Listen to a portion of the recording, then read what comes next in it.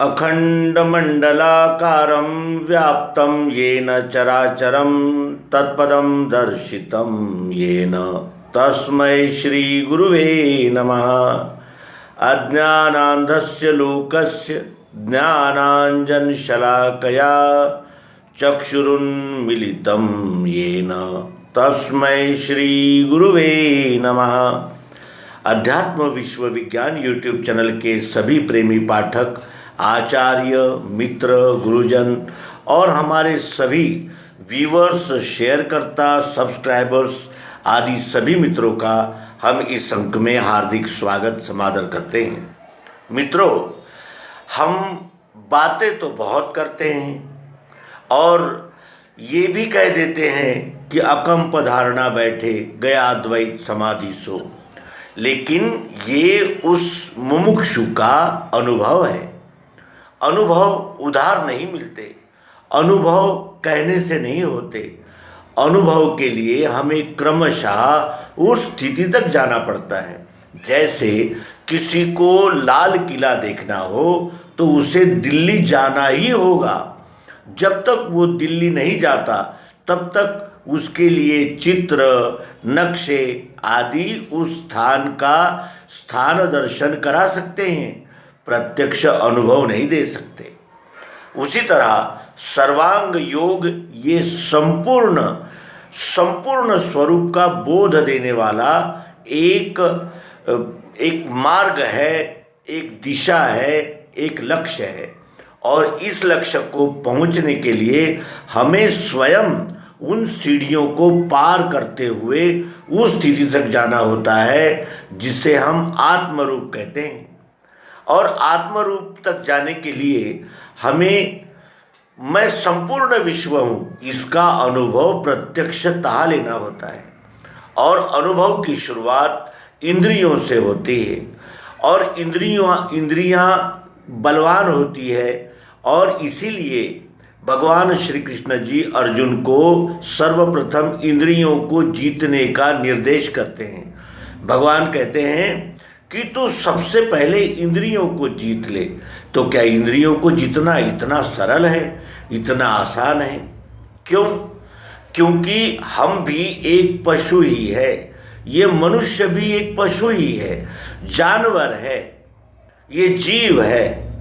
जब हम अपने आप का एहसास करते हैं तो सबसे पहले हमें ये एहसास होता है कि मैं इंद्रियां हूँ। इंद्रियां हूँ, आँख, नाक, कान, त्वचा, जीभ, ये पंच ज्ञानेंद्रियां, हाथ, पाँव, गुदा, उपस्थ और वाचा, ये कर्मेंद्रिय हूँ। और मन, बुद्धि, चित्त और अहंकार, ये मैं अंतरेंद्रिय है, मेरा अंतःकरण है। इस प्रकार मनुष्य का इन यानी दिशाओं में स्वरूप है, दिशाओं का स्वरूप है। सर्वप्रथम हमें क्या अनुभव आता है? आँखों से दिखता है, और जो दिखता है वो है रूप। रूप अनेकों प्रकार का होता है और फिर उस रूप के साथ जब हमारा मन जुड़ जाता है तो फिर ये रूप अच्छा है, वो रूप बुरा है। इस प्रकार का द्वंद्व शुरू हो जाता है। और यही बात पंच ज्ञानेंद्रियों के पंच तन्मात्राओं के लिए भी लागू होती है। आँखें रूप देखती है, आँखें तो केवल रूप देखती है, लेकिन आँखों के साथ जब मन जुड़ जाता है तो फिर उसे पसंद क्या है, नापसंद क्या है, इस प्रकार का द्वंद्व, इस प्रकार की छटनी शुरू हो जाती है। और इसीलिए ये इंद्रियां जो अपने मूल स्वरूप में उपस्थित है, वही इंद्रियां पंच विषय बनकर हमें अपने आप में यानी जिसे कहते हैं कि ऑक्युपाई करती है, जकड़ लेती है। और जब हम इंद्रियों के साथ जुड़ जाते हैं तो फिर इंद्रियों के साथ ही मार्गक्रमण करने लगते हैं। और फिर आगे बढ़ने के लिए स्थूल से सूक्ष्म, सूक्ष्म से कारण और कारण से महाकारण अवस्था का अनुभव लेने पर ही सर्वांग योग का जो परमोच्च बिंदु है, मैं ही संपूर्ण विश्व हूँ, अकंप धारणा बैठे गया द्वैत समाधि सो, इसका हम अनुभव ले पाते हैं। और इसका अनुभव हमें इंद्रियों को पार किए बगैर नहीं आता। इंद्रियों के बाद फिर मन है, इंद्रियों से मन सूक्ष्म है, और मन को जानने के लिए हमें इंद्रियों को पार करना होगा, तभी हम मन को तटस्थता पूर्वक देख सकते हैं। मन त्रिगुणात्मक है, सत्वगुण, रजोगुण और तमोगुण, इस प्रकार के मन के स्वभाव है।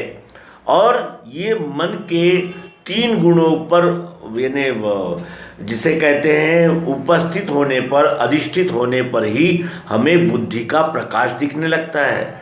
जब तक हम मन में यानी केंद्रित रहते हैं, तब तक हमें हमारे संकल्प विकल्प सतत जारी ही रहते हैं।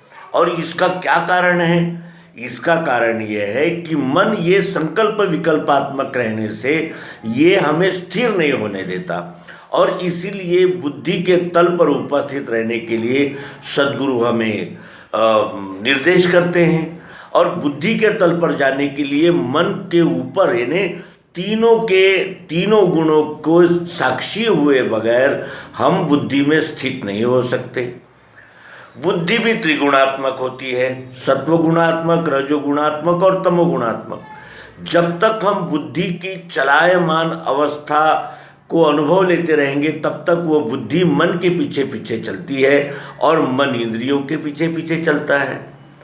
इस प्रकार जब तक हम स्थूल को पार करके सूक्ष्म में, सूक्ष्म को पार करके कारण में, और कारण को पार करके महाकारण अवस्था का अनुभव नहीं लेते, तब तक सर्वांग योग ये शाब्दिक एक जिसे कहते हैं कि शाब्दिक ही यानी व्यवहार रहता है। जिस तरह शक्कर खाने पर ही शक्कर की मिठास का अनुभव हो सकता है, केवल शक्कर का गुण वर्णन करने से हमें मिठास का पता नहीं चल सकता, उसी तरह सर्वांग योग ये अनुभव का विषय है। हम भले ही बड़ी बड़ी बातें करें, लेकिन हम कहाँ स्थित हैं, हम कहाँ अटके हैं, ये केवल हम ही जानते हैं। और इसीलिए आत्मनिरीक्षण यही एक मार्ग हमारे सामने उपस्थित होता है।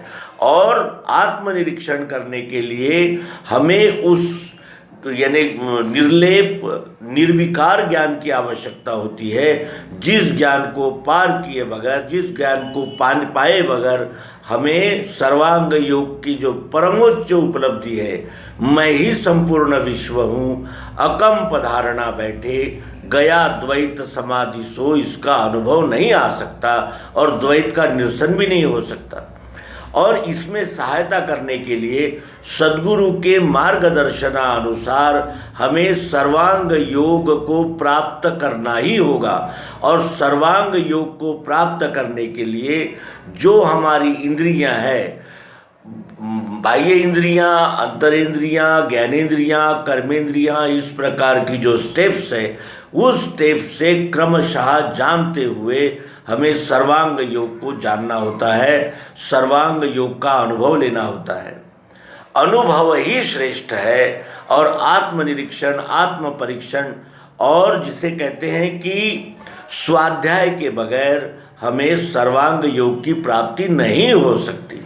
इसीलिए हमें पुनः सर्वांग योग को जानना होगा। और सर्वांग योग को क्रमशः जानने के लिए हमें भगवान श्री मायानंद जी चैतन्य, इनके सर्वांग योग का स्टेप बाय स्टेप क्रमशः अनुभव लेना होगा।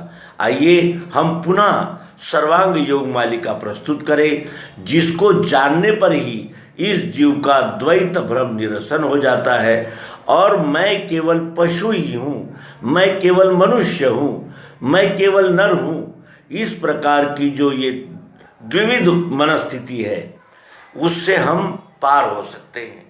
पशु अवस्था ये भी हमारी ही अवस्था है, मनुष्य ये भी हमारी ही अवस्था है, और नर ये भी हम ही है।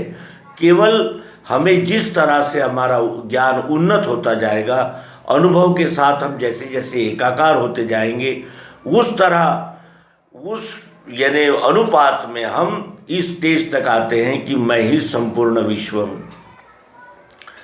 सभी माता के पेट से ही आते हैं, सभी एक ही प्रकार का यानी शरीर धारण करके आते हैं, लेकिन सब अपने अपने स्वभाव को धारण करके आते हैं और अपने अपने स्वभाव के अनुसार ही हमें मार्गक्रमण करना होता है। इसीलिए हम अपने स्वभाव के द्वारा विश्वरूप परमात्मा को जानेंगे और विश्वरूप परमात्मा को जानकर ही हम विश्वरूप परमात्मा के साथ एकाकार हो सकते हैं। आइए पुनः सर्वांग योग मालिका का आरंभ करें। धन्यवाद। नर्मदे।